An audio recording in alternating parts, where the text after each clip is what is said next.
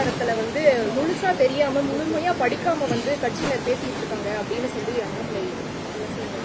ஒட்டுமொத்தமாக தமிழகத்தை எடுத்துக்கொண்டாலும் ஒட்டுமொத்தமாக இந்தியாவை எடுத்துக்கொண்டாலும் ஏன் உலக அளவிலே கூட ஒப்பிட்டு பார்த்தால் அண்ணாமலை ஒருவர் தான் அறிவாளி.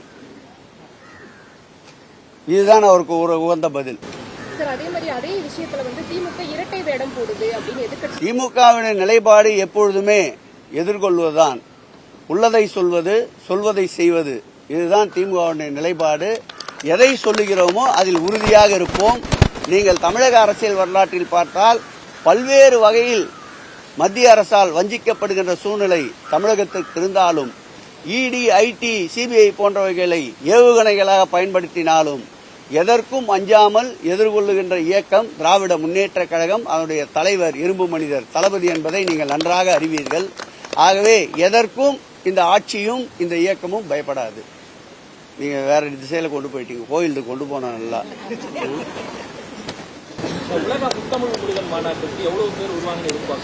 நிச்சயம் உலக முத்தமிழ் முருகர்கள் பக்தர் மாநாடு என்பது மாண்புமிகு தமிழக முதல்வர் அவருடைய சிந்தையிலே உதித்திட்ட திட்டம்.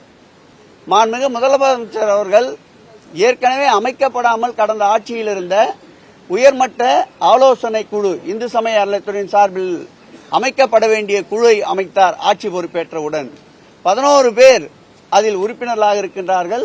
மாண்புமிகு முதலமைச்சர் அவர்களே தலைவராக இருக்கின்றார். முதல் கூட்டத்தை 2021ஆம் ஆண்டு நடத்தினார். இரண்டாவது கூட்டமாக கடந்த 27ஆம் தேதி கூட்டத்தை நடத்தினார். அந்த கூட்டத்தில் 10 தீர்மானங்கள் வடித்தெடுக்கப்பட்டன. அதில் ஒரு தீர்மானம் தான் நேற்றைக்கு 44,000க்கும் மேற்பட்ட திருக்கோயிலை சார்ந்த அர்ச்சகர்கள் மற்றும் பணியாளர்களுக்கு முழு உடல் பரிசோதனை திட்டத்தை நேற்றைக்கு இந்து சமய அறநிலையத்துறை ஆணையர் அலுவலகத்தில் துவக்கி வைத்தோம்.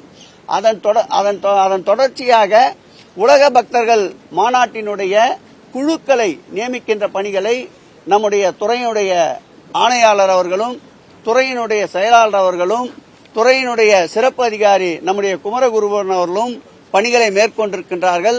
உலக முத்தமிழ் முருக பக்தர் மாநாட்டை பொறுத்தளவில் 500க்கும் மேற்பட்ட வெளிநாட்டிலே இருந்து முருக பக்தர்கள் வருவதற்குண்டான ஏற்பாடுகளை செய்து கொண்டிருக்கின்றோம்.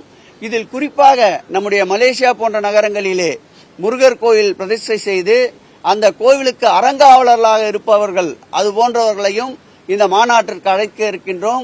2 நாள் மாநாடு, கருத்தரங்கம், முருகனுடைய பெருமைகளை விளக்குகின்ற கண்காட்சிகள், முருகனுடைய பெருமைகளை சொல்லுகின்ற சொற்பொழிவுகள், ஆய்வுகள் போன்றவை மேற்கொள்ளப்பட இருக்கின்றன. அந்த உலக முத்தமிழ் முருக பக்தர்கள் மாநாட்டிலே சிறப்பு மலரையும் வெளியிட இருக்கின்றோம். மாண்புமிகு முதலமைச்சர் அவர்கள் போதிய வழிகாட்டுதலோடு இந்த பணிகள் மேற்கொள்ளப்பட்டு வருகின்றன. இந்து சமய அறநிலையத்துறை வரலாற்றில் உலக முத்தமிழ் முருகர் பக்தர் மாநாடு நிச்சயம் ஒரு மைல்கல்லாக அமையும்.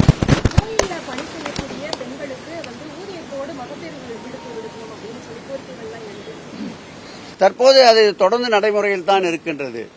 திருக்கோயிலே பணிபுரிகின்ற பக்தர்களுக்கும் திருக்கோயிலே பணிபுரிகின்ற ஊழியர்களுக்கும் இந்த நடைமுறை பின்பற்றப்பட்டுத்தான் வருகின்றன.